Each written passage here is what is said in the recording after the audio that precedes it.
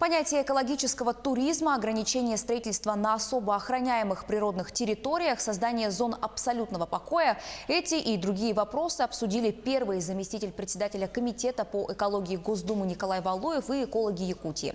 Встреча прошла в профильном министерстве республики.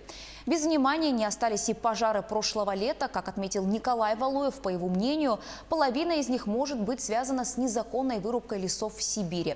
Таким образом, черные лесорубы пытаются скрыть следы занятия незаконной деятельностью. Он сообщил, что сейчас в Госдуме готовится масштабный документ, который позволит пересмотреть многие вопросы охраны природы.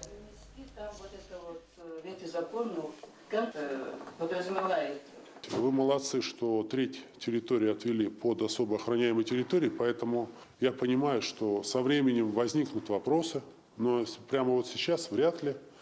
Недропользователь обязательно придет, что-то захочет разведать, но на особо охраняемых территориях, кстати, некоторые из них будут федеральными, что поможет в их развитии и материально-техническому обеспечению, позволит в этой борьбе выстоять.